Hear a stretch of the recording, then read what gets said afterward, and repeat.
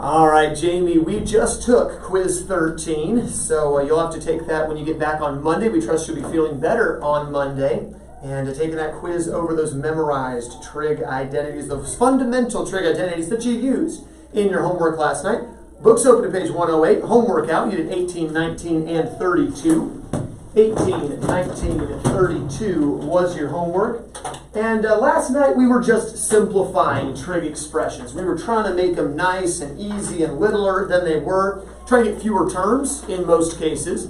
Trying to get rid of fractions in some cases. And at least having things in terms of sine and cosine is beneficial as well. Like that.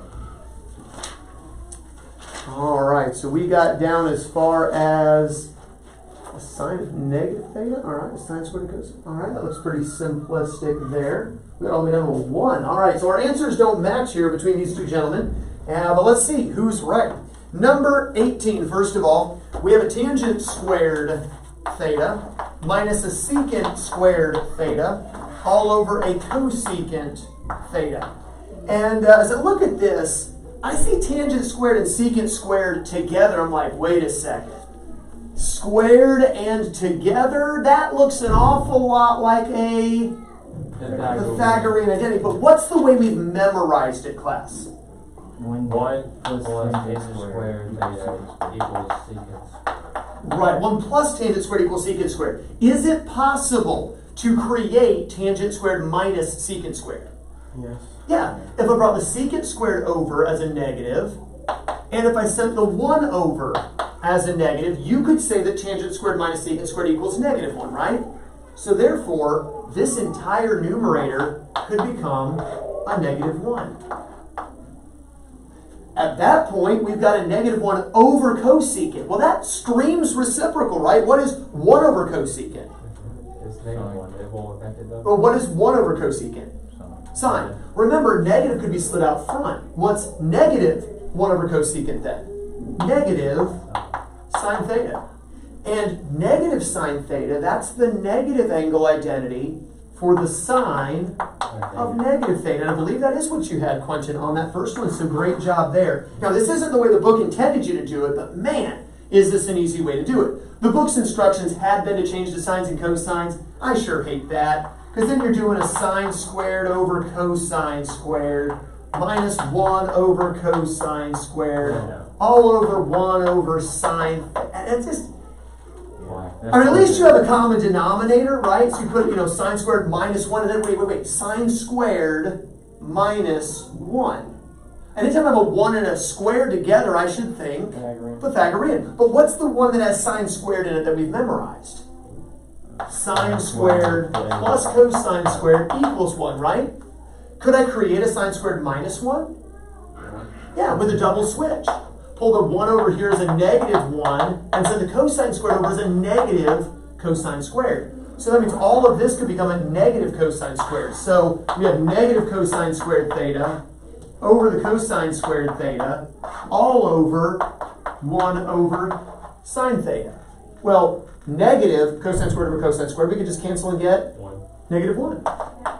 And it's being divided by 1 over sine theta, but we never really divide fractions, class. We multiply by the reciprocal. So we're going to multiply by the reciprocal, which would just be sine theta. And negative 1 times sine theta is negative sine theta, which is sine of negative theta. Again, a lot easier to just go directly to the 1, right? But there we go. Okay, question? Because I got 1 over cosecant, and I guess I left off the square, now I was like 1 over cosecant, that equals secant. Careful, 1 over cosecant would be sine, right? All right, let's take a look at the next one you had, which was number 19. Number 19, let's see how we did on this one. That first one was pretty easy. Oh, I see what I did. I thought it was cosine. Yeah, it was actually cosecant. All right, this one should be really easy. We have a tangent squared phi over a secant cubed phi. It looks so small and innocent, right? That's not, there's a cube.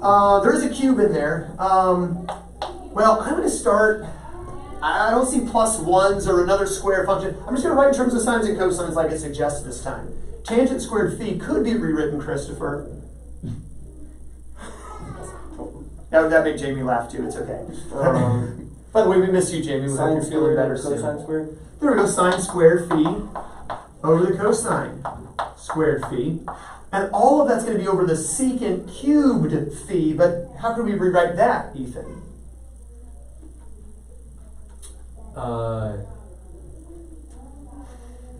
Ethanos.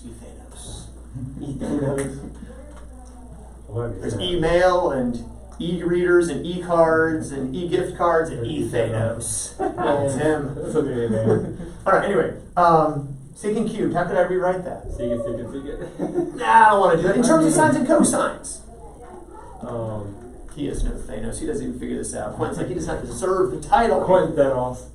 Quintone. Devontae Thanos. Alright, what should we rewrite it as? 1 over cosine cubed. How about the reciprocal of cosine cubed? Yeah. Phi, right? Because we're changing to sines and cosines. How does tangent turn into sine and cosine?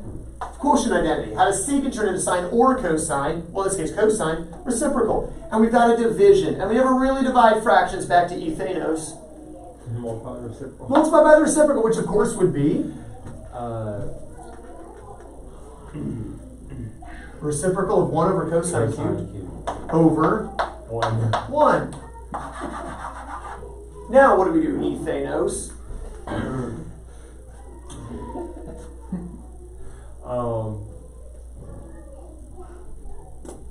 There can you cancel like the cosine squared? With 2 of the 3 cosines up here, I should just leave me with Cosine. a cosine. And so what I'm left with is a sine squared phi cosine phi.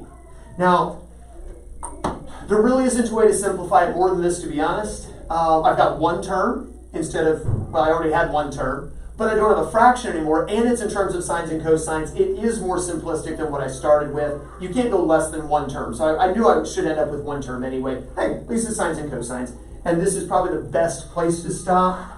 I don't remember if either of you had this. I did. You did have that, okay. Chris, what did you have? 1.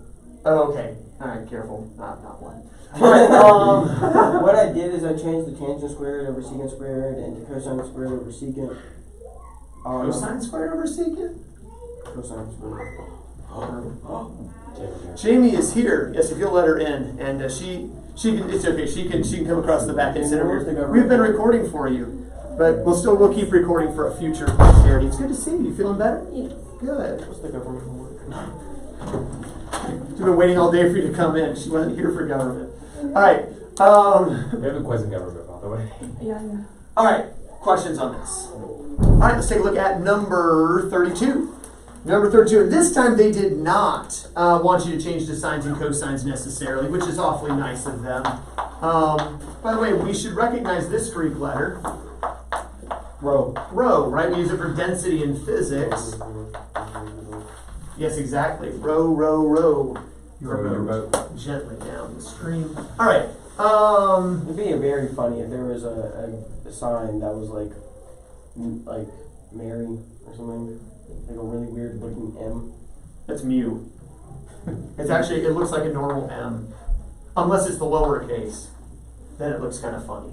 Looks like Mu, capital mu, little mu. Mu says as in mu. Mu says Anyway. All right.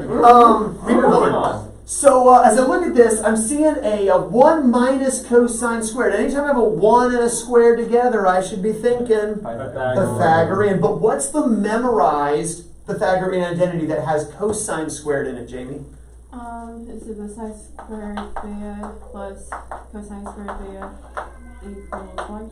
Good. Sine squared plus cosine squared equals 1. Is it possible to create a 1 minus cosine squared by moving the... 1, wait, by moving... Could I turn this, can I somehow manipulate that to get a 1 minus cosine squared somehow? Yes, have the cosine move to the right. Yeah, and that would give me a 1 minus... Now, what if this had been a 1 plus? Can you create a 1 plus cosine squared? No. Because when the cosine squared moves over, it has to become a negative. So fortunately for us, it said negative. And so that means that 1 minus cosine squared class is apparently equal to sine squared. So apparently this is all just sine squared rho times cosecant squared rho all over cotangent squared rho. All right, now at this point, you see, well, I've got two squared identities, or two squared functions, but they're not being added, they're being multiplied. So we shouldn't be thinking Pythagorean. But wait a second. Sine and cosecant class are reciprocals. So I could rewrite either one of these, Chris, as a reciprocal. Which one do you want to take? Sin. The sine squared, and rewrite it as Cosecant. Or not. Cosecant squared. well, sine squared isn't the same as cosecant squared. It's the reciprocal. It's the same as 1 over cosecant. 1 over cosecant squared rho. I have a question. Could you cancel all the squares? No. And at this point, I've got a cosecant squared rho denominator. And technically, this would be over 1, which would make it a numerator. Thoughts, class? Cancel. I can cancel the numerator cosecant squared with what is now a denominator cosecant squared rho. So my whole numerator just becomes 1. So I end up with 1 over cotangent squared rho, which is really simplistic. But if I could get rid of the fraction, that'd be even better. What is 1 over cotangent squared? Tangent squared. And so number 32 could just become tangent squared rho. Did anyone have that for this last one? I had tangent squared times sin squared. Times sine squared? Sin. All right, question? Stop. I think I changed cotangent to sine and cosine. So you do cosine squared over sine squared? Yeah, I mean, you could. It starts to get messy then then. I canceled the cosines and What cosines? Oh, this cosine? yeah. Oh, careful. It's grouped with a 1, so you can't cancel with it unless you somehow could factor it, or like I say, once we turn it into a sine squared, now it's not a term, it's a factor. Remember, only cancel factors, never terms. So a couple little algebra reminders, I guess, there. Any other questions on number 32? Jamie, not sure if you had opportunity yesterday while you were sick to get the homework done. I didn't have the book with me. Okay, does it make sense though what we're doing? All right. Well, next thing in your notes, actually you're not going to write them in your notes other than this. In your notes, write verifying trig identities in your notes. But instead of writing out the notes, we're going to be lazy, and you're just going to write yourself a note to look at page 108. So verifying trig identities. Verifying trig identities. We're actually doing what the book says. And we're not going to copy out everything that's in the book. We're just going to talk about it. So in your notes, just tell yourself, hey, page 108, that's where all the notes are going to be. Because we're going to be lazy as opposed to handwriting them into your notes here. The only thing this would be downside is if you didn't have your book with you, all you had were your notes with you. That's not a lot of help. Verifying trig identities. If I ask you, for instance, we're like, Quentin, well, you say you're Quentin. Can you verify this? In other words, I'm asking him, prove to me that you are who you say you are. Did you catch that word? Prove. Oh. It's a proof. This is essentially going to use the exact same mental skills that proofs in geometry do. In fact, like geometry, I'm going to give you the answer before you ever start.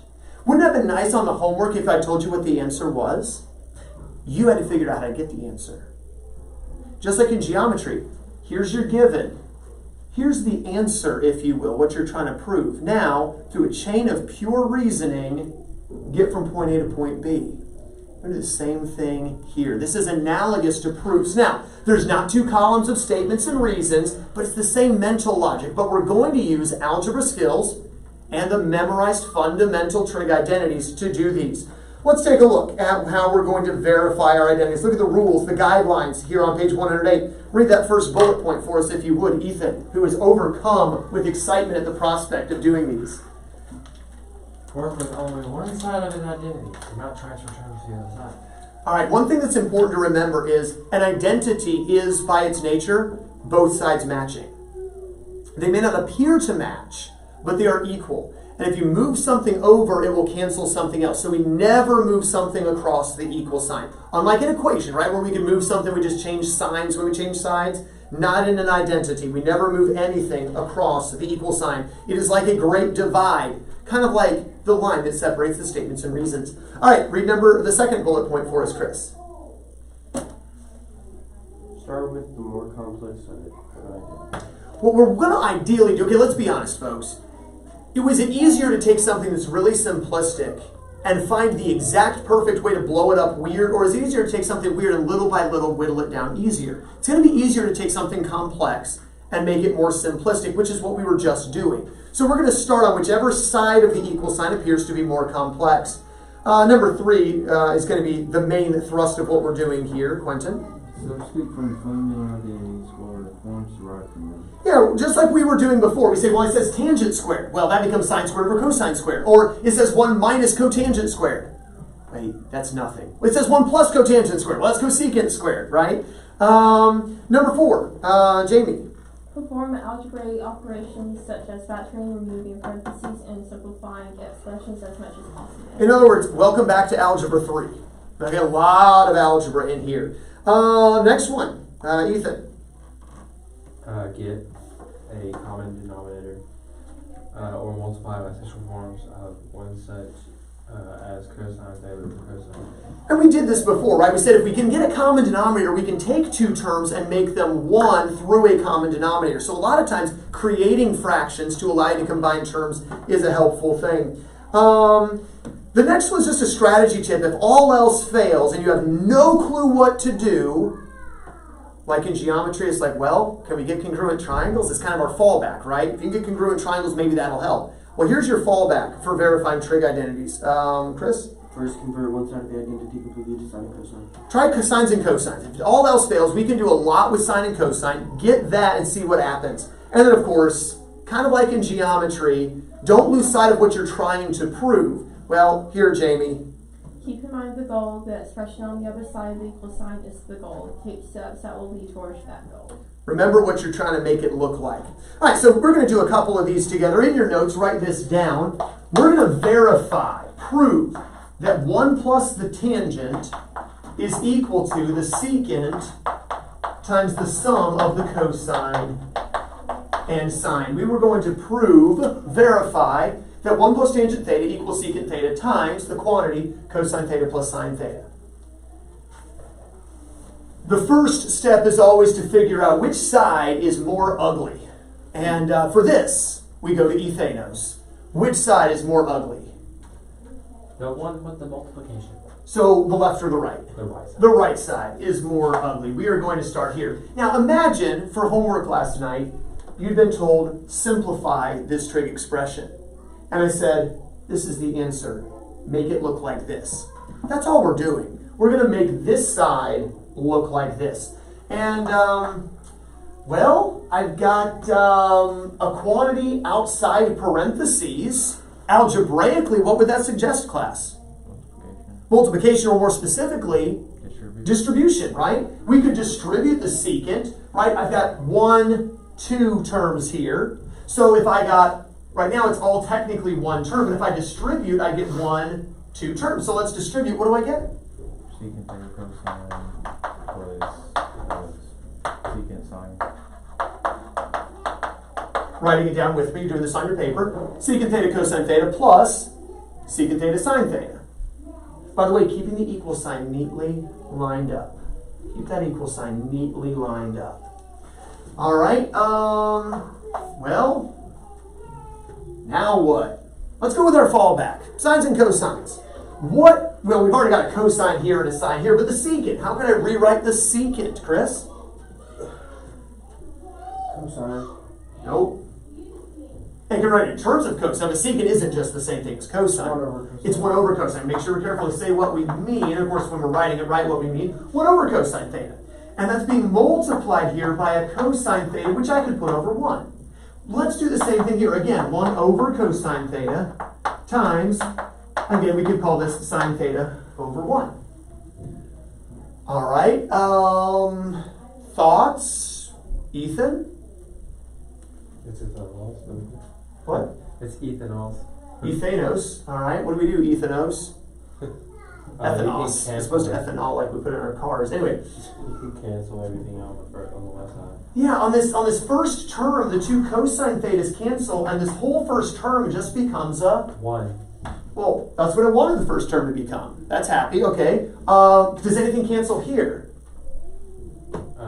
No. So we're just going to have to multiply straight across. So we multiply across the top class, we get sine theta. We multiply across the bottom, we get cosine theta. Well, wait a second, Jamie. Thoughts? That's tangent. That's tangent theta.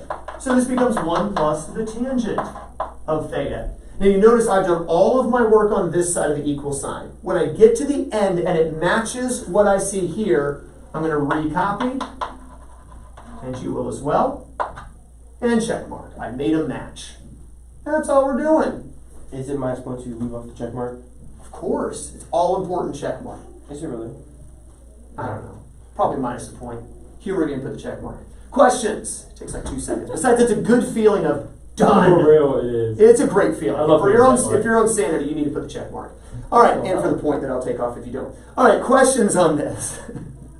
All right, let's do another one. Write this one down if you would, please. Cotangent squared beta, parenthesis, 1 plus tangent squared beta, close parenthesis, equals 1 over 1 minus cosine squared beta. And we're going to let our newcomer Jamie pick which side she wants to start on, the left or the right. Which side looks uglier to you? I don't know. I guess the left side. The left side? All right, so we're going to start over here on the left. It's ugly. Again, envision this, that for homework you've been told, simplify this. And I said, here's what the answer should be. Okay? That's kind of what we're doing here. Same idea, we're trying to simplify, but we're told what it should look like when we're done. Thoughts on what we might do here? There's a couple ways we could go. And kind of like in proofs, right? There's more than one way to do a proof. There's more than one way you could do this. But thoughts here? Is it 1 plus tangent squared? Okay, I got both thoughts that I was thinking. On one hand, I think, ooh, distribute. And on the other hand, I'm like, wait, 1 plus tangent squared? Secant squared. That's exactly like, that doesn't even take manipulation. That is secant squared. So to me, I feel like that's probably quicker, but we could have distributed. I'm going to show both ways. So let's start with what I think is the easier way by changing this entire quantity to a secant squared beta. All right. Now what?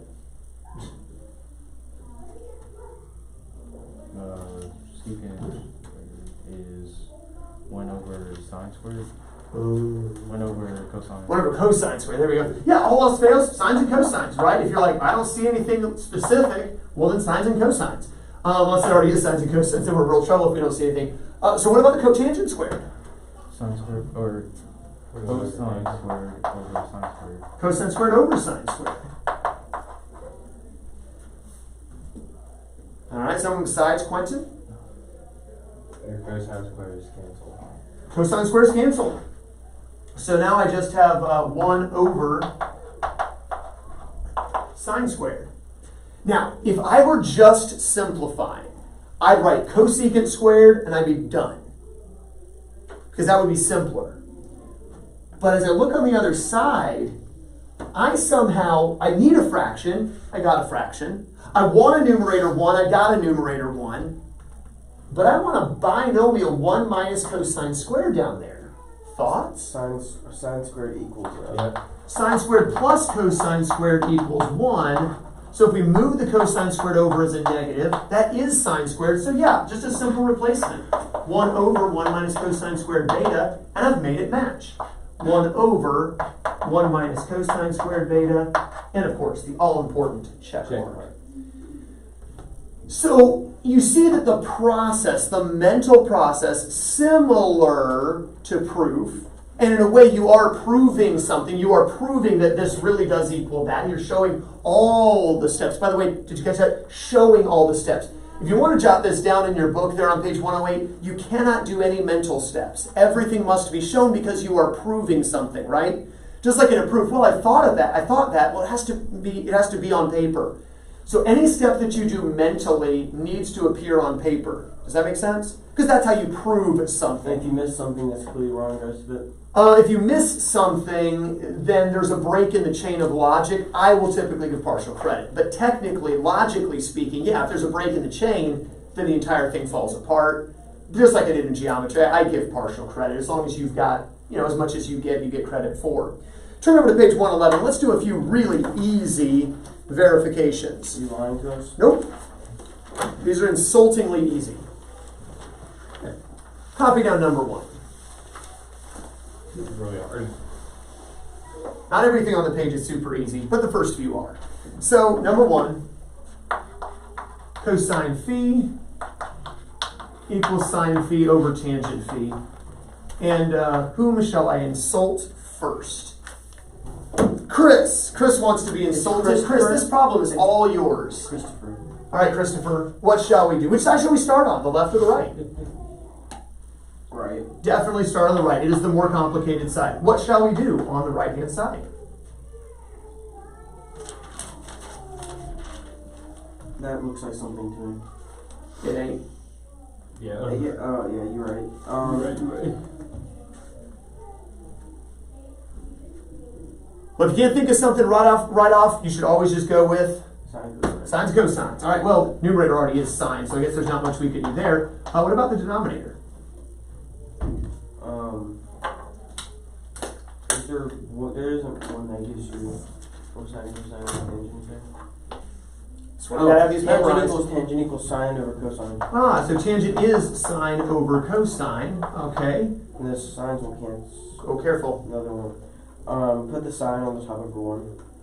You don't have to, but it makes it easy. Yeah, I like showing that step, by the way, of putting it over 1. I'd already written it, so I was really lazy and did that. But yeah, let's put the sine over 1 and then the sine over cosine, because I know that this fraction bar tells me to... Multiply by reciprocal. Right, so let's show the multiplication by the reciprocal. Let's rewrite it as a multiplication problem, Chris. Sine times cosine over sine.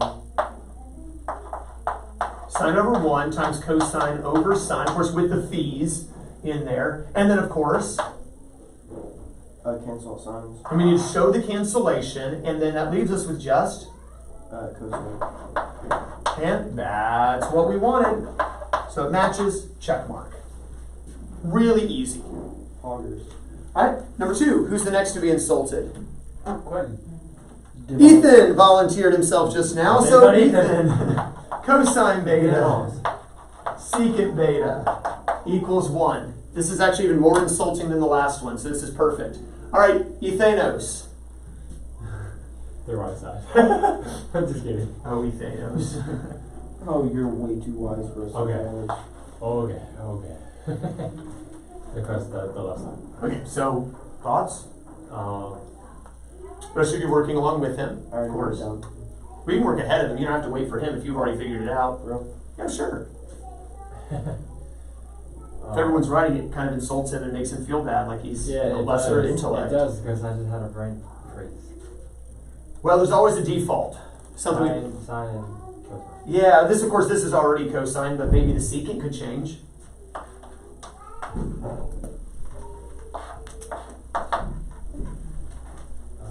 Is it, if we put...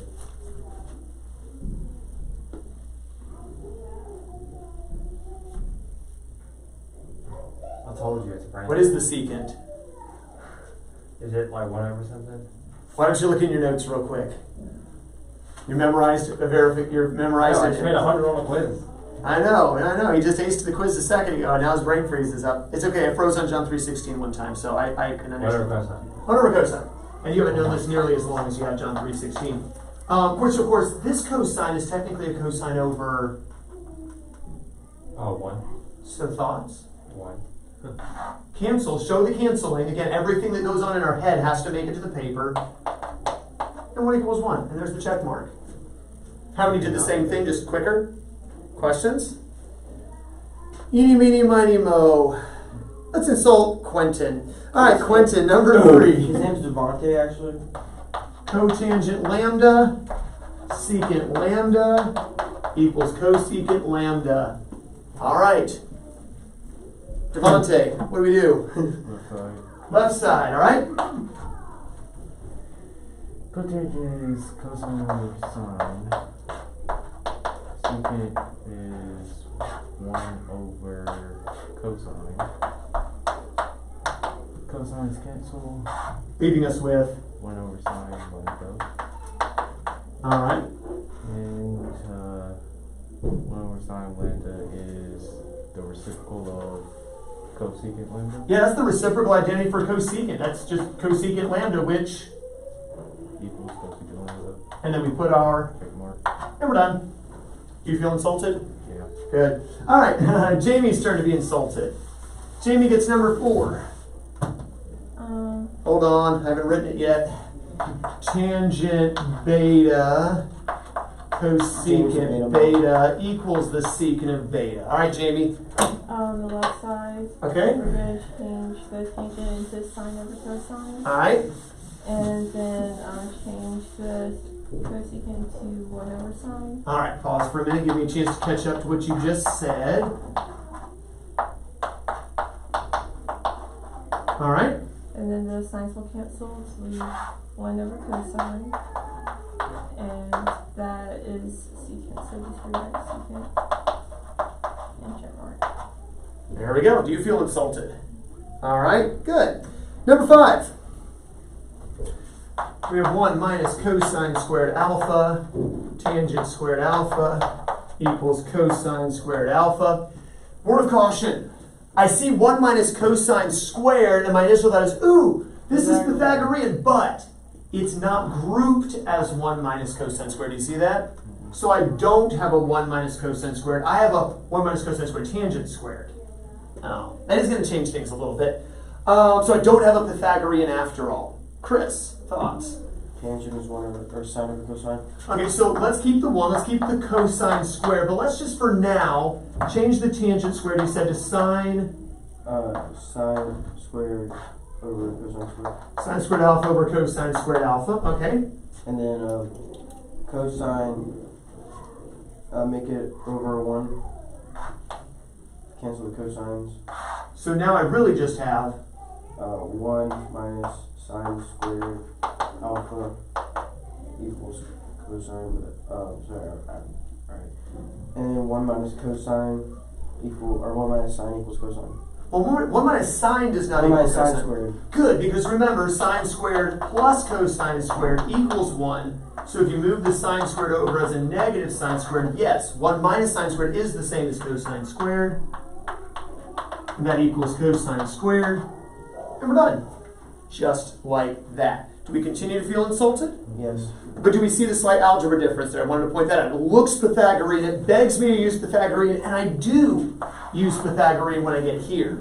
I just couldn't use it in the initial step. All right, number 6. We have a sine squared theta plus a sine squared theta cotangent squared theta equals 1. And I think I need to drag the camera over just a little bit here. So a little more room. All right, and Ethanos' turn to be once again insulted. There's actually 2 ways you could go with this. Yeah. Obviously, try to go on the left side. Right? Correct. Right.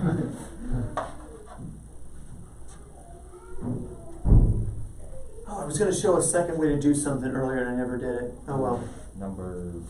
It was like one of the examples I showed initially. Yeah, it was the one where you were going to distribute. That's what it was. Yeah, I meant to show the second way. Oh well. All right. 2 things we could do. 2 directions you could go.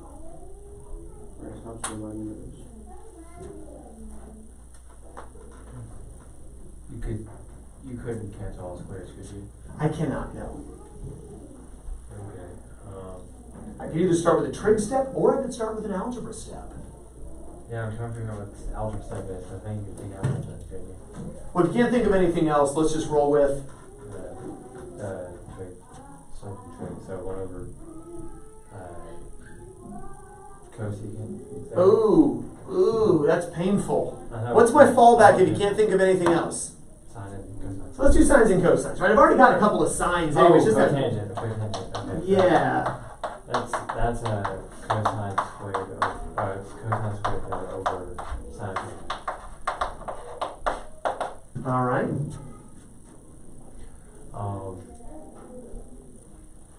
We could for the other ones over 1 here. Can't tell it's sine squared theta and sine theta. Good. This one, not this one, of course. These 2 are the ones that are multiplied. So then I really have what now? Sine squared theta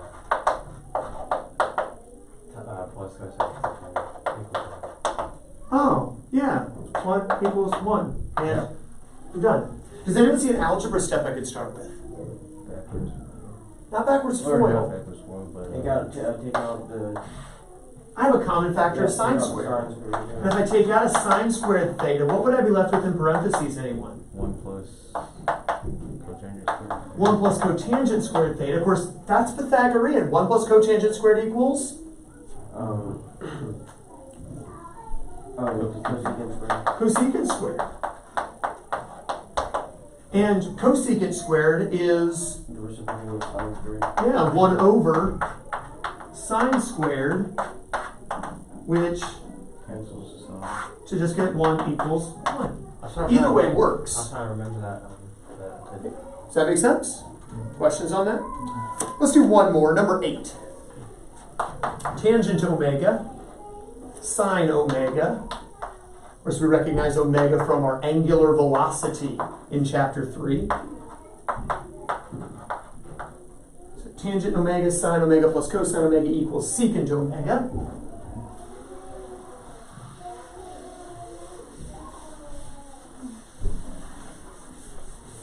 And let's see here. This one's not so insulting, so I'm going to kind of open the floor. Who sees what?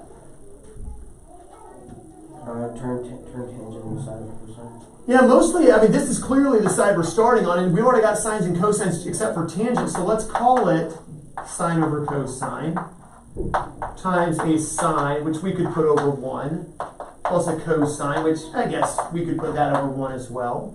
You can't cosine cancel. Ooh, careful. No, they don't. I'm not multiplying by that one, so they don't cancel. So, what do I have? Make a common denominator. Well, this whole thing can become, Sine squared omega over cosine squared. Or cosine omega. yeah, plus a cosine omega that's technically over 1. And here, Quentin, you said we need to get a, Common denominator. which obviously, what's the common denominator, class? Stay with me. Cosine omega. Now, here I've already got a cosine omega, right? I don't need to change anything, right? I can just keep the Sine squared omega. sine squared omega. Plus But over here, I need to multiply top and bottom by cosine. to turn my 1 into a cosine, right? Multiply by a cosine. So my numerator changes and becomes. Cosine squared omega. Now, somebody else tell me what comes next. Is it going to be like 1 in the numerator now? Yeah, sine squared plus cosine squared is 1. Aww. All over cosine omega.